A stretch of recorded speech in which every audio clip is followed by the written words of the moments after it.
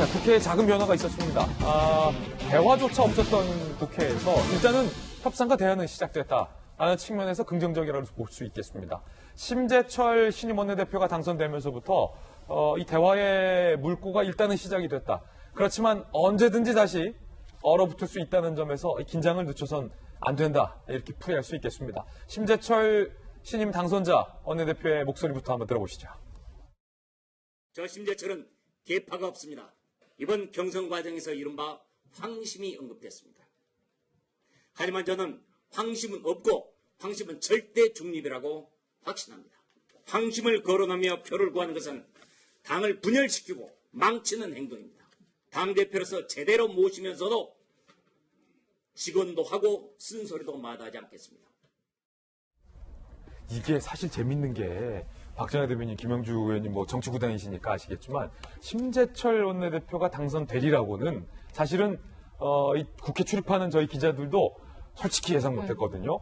주말까지만 해도 야, 황 대표가 미는 사람은 누구누구야 뭐 이게 있었어요.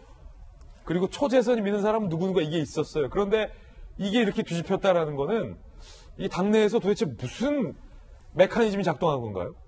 글쎄요, 이제 아무도 예상 못했고 사실은 이렇게 쏘곤쏘곤했던 그 영향력이 많이 미쳐질 거라고 생각했는데 일단 의외의 결과가 나온 거는 제가 볼 때는 복잡한 이 자유한국당 내의 속내가 좀 반영된 거 아닌가 싶어요. 일단은 그 전에 있었던 친박, 비박의 개파색이 많이 좀 흐물어졌고 이 친박마저도 영남권 친박과 수도권 친박이 또 갈라지는 것 같아요. 어디 친박이냐? 갈라지는 것 같고 그 다음에 초재선 의원들의 그리고 황 대표를 중심으로 한 어떤 당내 인적 쇄신이나 뭐 물갈이나 이런 세력과 또다시 중심을 중심으로 한 그건 아닌가벼 라고 생각한 좀 저항해야 돼 이런 세력들이 또 엉켜있고 심재철, 김재원 두 분 합치면 선수가 뭐 몇 선이? 8선이잖아요. 그러니까 그 교묘한 집합입니다. 그러니까 그래서 제가 볼 때는 여러 가지 복합적인 상황이 등장을 하면서 황교안 대표가 저렇게 독주하는 거는 좀 맞고 지역과 선수에 의해서 피해를 보지 않게 해주겠다고 하는 심재철 의원에 대해서 한 표 줘야겠다라는 심정이 하나. 그리고 그래서 황교안 대표가 막 물갈이 하려는 걸 좀 막아야겠다라는 중진들의 심리가 작용을 했고 또 하나 이상하게 김재원 의원이 꾀돌이잖아요. 예. 꾀돌인데 김재원 의원은 사실은 그 전에 나경원 의원 계실 때도 굉장히 많이 정치적 원내 조언을 했던 전략동이에요.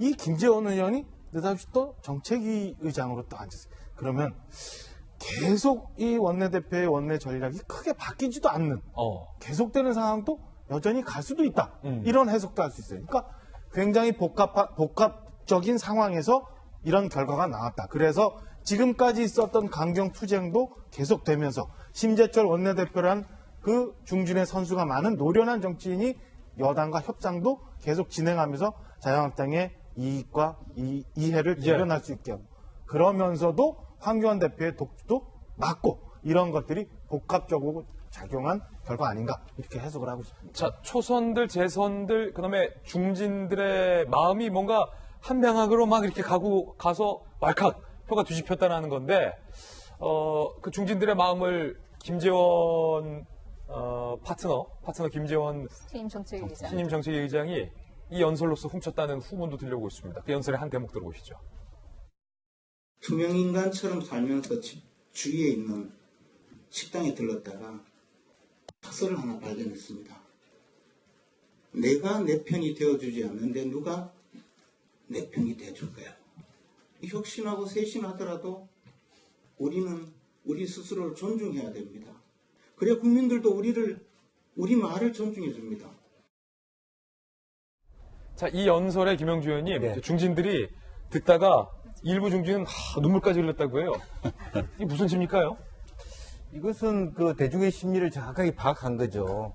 황교안 체제에서 50% 물갈이라고 하는 것은 다선일수록 가능성이 높아지는 부분이고요. 또 초재선도 뭐 누구 하나 이렇게 만만하게 남아날 수 있다라고 생각하기 어려워요. 실질적으로 이분이 어디로 튈지 아직은 잘 몰라요.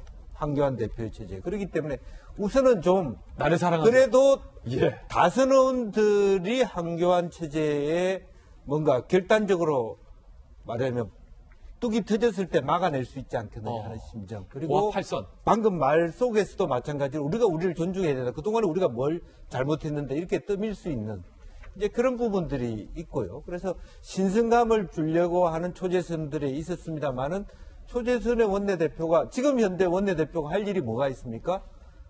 내년 선거밖에 없어요. 선거밖에 8월까지 없다. 아무것도 할 게 예. 없어요. 그 원내에 무슨 자리를 줄 것도 아니고 뭐 그런 상태에 있기 때문에 지금으로서는 총선에서 자기를 방어해 줄 수 있는, 지킬 수 있는 그런 소위 말하는 원내라고 하는 국회의원들이 기득권을 유지해 주고 나를 보장해 줄 수 있는 사람이 누구냐에 촉각이 갈 수밖에 없고 그런 대중의 심리를, 즉 원내원들의 심리를 잘 관통했다.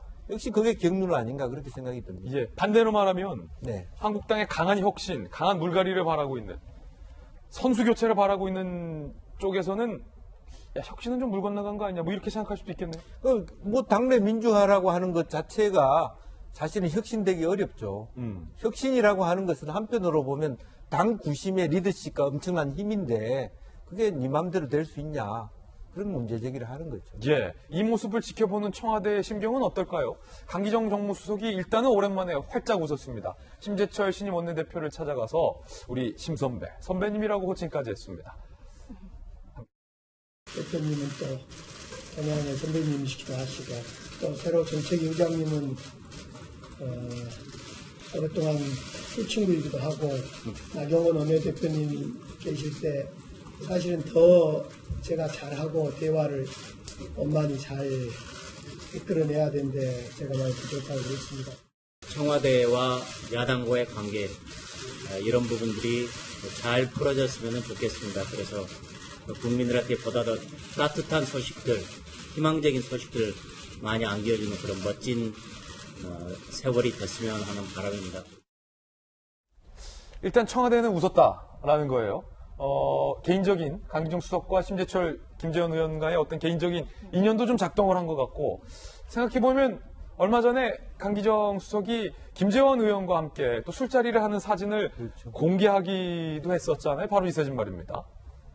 오랫동안 술 친구 맞는 것 같아요. 저 때가 정말로 삼엄했었어요. 청와대와 야당, 뭐 여야 간에 삼엄했을 때 일단 친구야 한잔하자 해서 둘이 했던 이 사진을 공개하기도 했었습니다만 일단 청와대 강기정 수석은 웃었다. 자, 이게 황 대표 쪽에는 그럼 과연 유리한 건가 불리한 건가 또 다른 셈법이긴 한데 일단 여야는 하나씩 주고받았어요. 국회 정상화의 실마리는 하나씩 제공되고 있습니다. 여야의 주고받게 국회 정상화의 일단 실마리. 어제 여야가 오늘 국회 본회의에서 예산안 민생법안 할애해서 처리하기로 합의를 했다는 거예요.